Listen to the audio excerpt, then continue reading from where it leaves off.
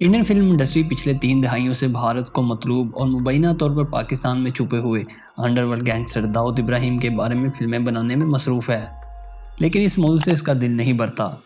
داؤد ابراہیم جرائم کی دنیا کے پراسرار ترین کرداروں میں سے ایک ہے، جس کا شمار بھارتی حکومت آج بھی اپنے بڑے دشمنوں میں کرتی ہے۔ تاہم داؤد آج بھی دنیا کی نظروں سے اوجھل ہے اور مبینہ طور پر پاکستان میں پراسرار زندگی گزار رہا ہے۔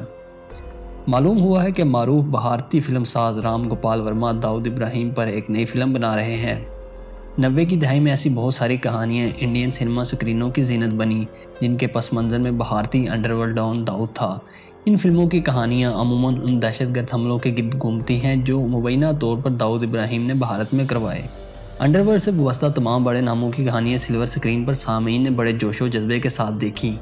اس بات سے انکار کرنا مشکل ہے کہ مداحوں کے لیے انڈرورلڈ کی خیالی دنیا انتہائی دلچسپی کا باعث ہے۔ اکثر کہا جاتا رہا ہے کہ 80 اور 90 کی دہائی میں ممبئی اور اس کی بندرگاہوں پر ایک قسم کا انڈرورلڈ کا راج تھا۔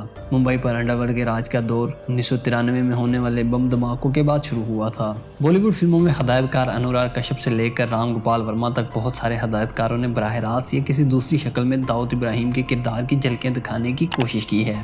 داؤد ابراہیم پر مبنی فلموں میں انوراگ کشیپ کی بلیک فرائیڈے، رام گوپال ورما کی کمپنی اور نکھل آڈوانی کی ڈی ڈے شامل ہے۔ ان فلموں کے علاوہ داؤد ابراہیم کا ذکر حسینہ پارکر اور ویب سیریز ایک تھی بیگم میں بھی ہوا ہے۔ سن 2002 میں بننے والی فلم کمپنی کی کہانی داؤد ابراہیم کی زندگی پر مبنی تھی۔ فلم میں مرکزی کردار اجے دیوگن نے ادا کیا۔ اداکار وویک اوبرائے نے اپنے کیریئر کا آغاز اسی فلم سے کیا تھا۔ اب 2021 میں ایک بار پھر مشہور ہدایت کار اور پروڈیوسر رام گوپال ورما اپنی فلم ڈی کمپنی کے ساتھ اسی موضوع کو دوبارہ چھیڑ رہے ہیں۔ داؤد ابراہیم کی ابتدائی زندگی کی کہانی فلم ڈی کمپنی کا مرکزی موضوع ہے۔ اپنی فلم ڈی کمپنی کا ذکر کرتے ہوئے رام گوپال ورما نے ایک حالیہ انٹرویو میں کہا کہ میں ایک بار پھر ڈی کمپنی کے ساتھ ناظرین کے سامنے آ رہا ہوں۔ اس فلم میں ایک بار پھر گینگسٹر داؤد ابراہیم کو دکھا رہا ہوں۔ انہوں نے کہا میری فلم 2002 میں داؤد ابراہیم اور چھوٹا راجن کی لڑائی پر مبنی تھی، لیکن اس بار داؤد کی ابتدائی زندگی کی کہانی ہے۔ اس میں بتایا گیا ہے کہ داؤد ابراہیم بمبئی کا ڈون کیسے بنا اور انہوں نے اپنی ڈی کمپنی کیسے شروع کی۔ یاد رہے کہ داؤد ابراہیم قانون نافذ کرنے والے ادارے کے ایک اہلکار ابراہیم کاسکر کے گھر بمبئی میں پیدا ہوا، لیکن اپنے مستقبل کے لیے اس نے قانون شکنی کا راستہ چنا اور ایک معمولی بطاخور سے جرائم پیشہ دنیا کا بے تاج بادشاہ بن گیا۔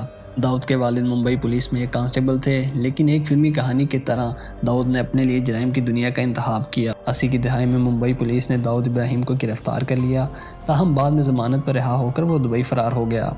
دبئی میں اس نے سونے کی اسمگلنگ میں ہاتھ ڈالا، بالی ووڈ کی فلمی صنعت میں سرمایہ لگایا اور جائیدادیں بنانا شروع کی۔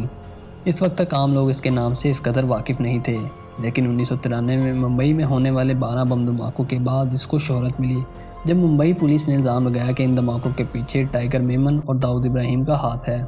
اس وقت داؤد ابراہیم دبئی میں تھا، تاہم بھارت نے الزام لگایا کہ داؤد ابراہیم پاکستان میں موجود ہے اور وہاں پر اس نے ممبئی حملوں کی منصوبہ بندی کی، لیکن حکومت پاکستان نے اس الزام کو سختی سے مسترد کر دیا تھا۔ تاہم سوال یہ ہے کہ بالی ووڈ والے داؤد ابراہیم کے بارے میں فلمیں بنا کر اور بار بار پردے پر دکھا کر تھکتے کیوں نہیں؟ اس سوال کے جواب میں رام گوپال ورما کہتے ہیں جرم ایسی چیز ہے جو لوگوں کو اپنی طرف راغب کرتا ہے۔ انہوں نے کہا آج دنیا میں گاڈ فادر سے زیادہ مقبول کوئی فلم نہیں ہوگی۔ لوگ بورنگ کہانیاں پسند نہیں کرتے۔ سوال یہ بھی ہے کہ بالی ووڈ میں جرائم کی دنیا اور اس سے وابستہ گنڈوں کی زندگی کو انتہائی مثبت انداز میں کیوں دکھایا گیا ہے؟ رام گوپال ورما کا کہنا ہے ان کا مقصد گینگسٹر یا مجرم کو ہیرو کی طرح پیش کرنا نہیں ہے۔ انہوں نے کہا ہدایت کار کا مقصد کسی مجرم کو ہیرو کی طرح دکھانا نہیں ہے، وہ صرف ایک اصلی گینگسٹر دکھا رہا ہے۔